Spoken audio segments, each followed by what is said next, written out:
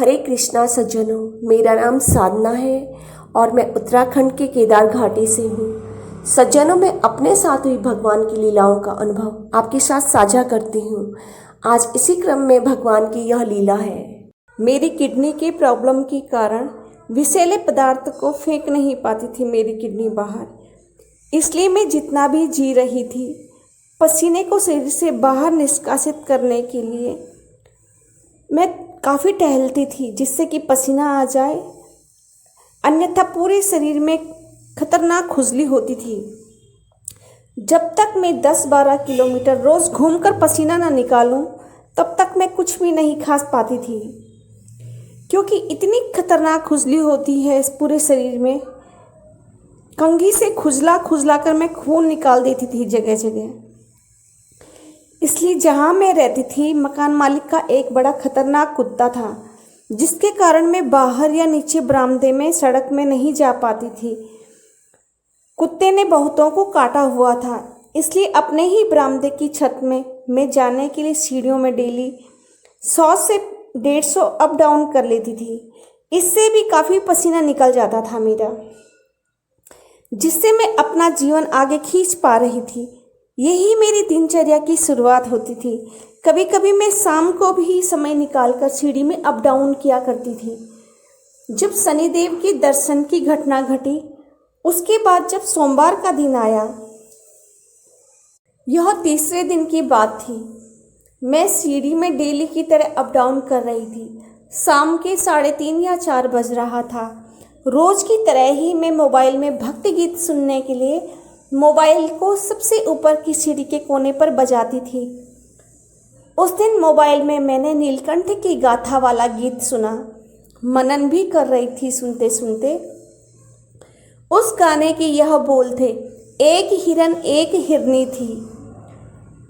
आगे उसी गीत को मैं सुनती रही कि बेलपत्र चढ़ाने वाला, जो कि अनजाने में ही बेलपत्र के पेड़ से पत्र तोड़कर नीचे गिरा रहा था, वह एक शिकारी था। उसे मालूम नहीं था कि पेड़ के नीचे एक प्राकृतिक शिवलिंग है। शिकारी के मन की व्यवस्था यह थी कि उसका परिवार 3 दिन से भूखा था।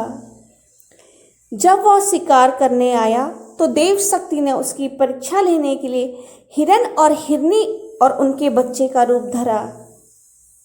बारी बारी से शिकारी से याचना की कि हमें अपने परिवार से अंतिम मिलने के लिए भेजने की दया करें। इस प्रकार जब पहला तो वापस ही नहीं आता जाकर, दूसरे को फिर भी वह अपने परिवार से मिलने भेज दिया करता था।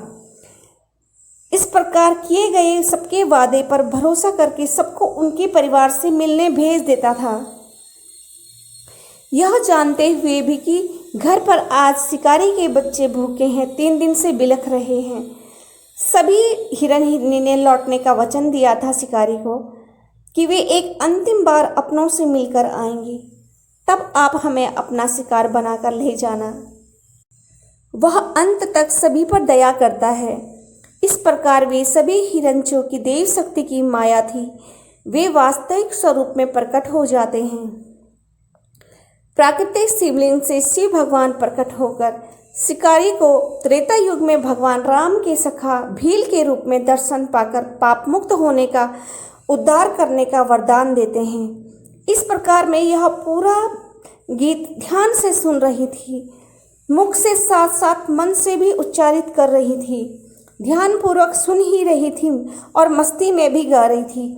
उसी समय आधी ही कथा के बीच में एक तेज नील वर्ण का पुंज मेरे आँखों के आगे शिवलिंग, जिसका रंग काला था, काले शिवलिंग के साथ आया। 1 सेकंड रुका और फिर अदृश्य हो गया। फिर वह तुरंत ही अलग वाले नील प्रकाश के साथ काला नाग, जो कि सिंगल सिर वाला फन वाला था, 1 सेकंड रुककर फिर से अदृश्य हो गया। ये अलग अलग आए, शिवलिंग और नाग देवता। मैंने इनको प्रणाम किया, मोबाइल पकड़ा और घबराकर कमरे के अंदर चली गई। एक तरफ खुशी थी, दूसरी तरफ मैं थर थर कांपने लगी कि अब की वाकई में मैं पागल ही तो नहीं हो गई हूँ। स्वामी जी के अलावा सारा परिवार मुझे कहने लगा कि ये लगता है ये पागल हो गई है। पागल खाने जाएगी।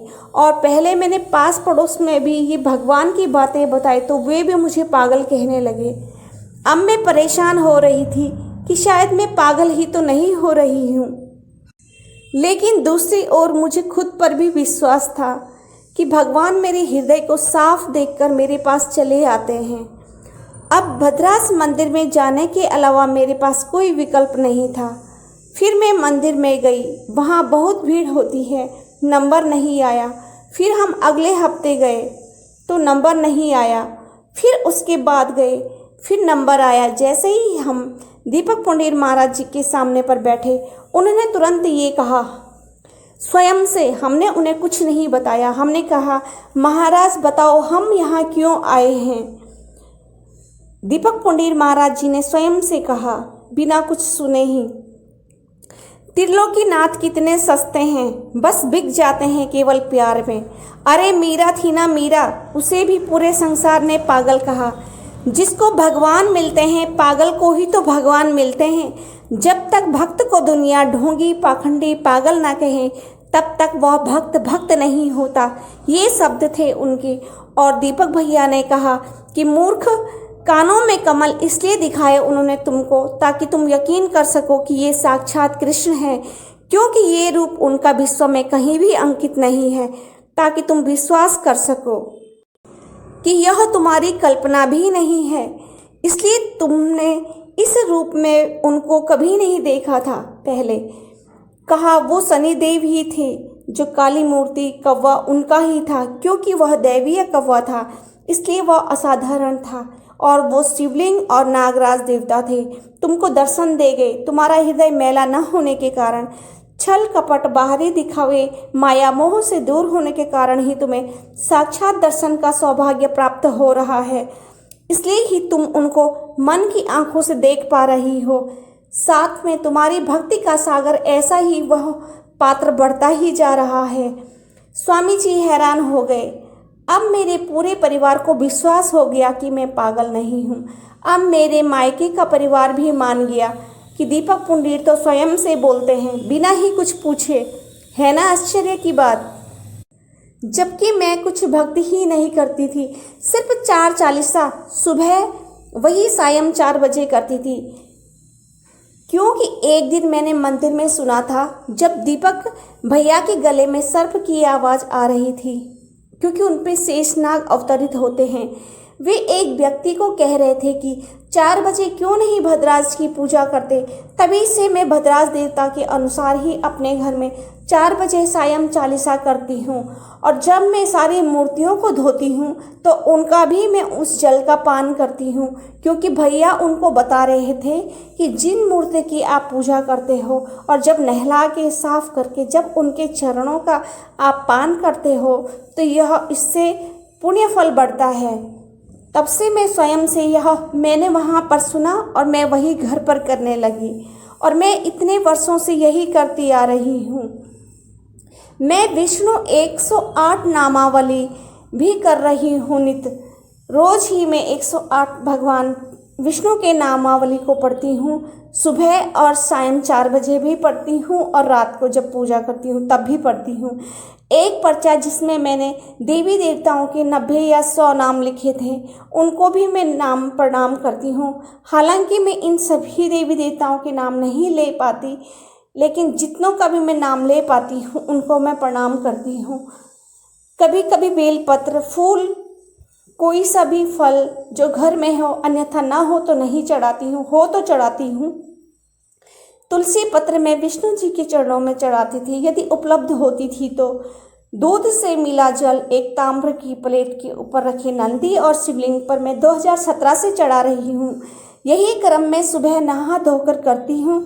आधा दूध और आधा जल का लोटा मैं सूर्य को चढ़ाती हूँ, आधा नंदी और शिवलिंग पर मैं और स्वामी जी चढ़ाते हैं।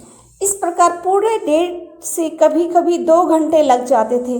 बस इतनी सी पूजा करती थी। ये कोई बहुत बड़ा काम नहीं है। इतनी छोटी सी पूजा में प्रभु मेरे भाव पर डोल गए या रीझ गए। शायद पता नहीं, क्या मालूम प्रभु कौन से और किस भाव पर रीझ जाए, कुछ नहीं पता। पर सत्य यह है कि भगवान भाव के भूखे होते हैं, बड़े दयालु भी हैं। मेरे जैसे कुपात्र तुच्छ और अभागी को वो कृतार्थ कर प्रभु सुभागी बना गए। हरे कृष्ण हरे बोल।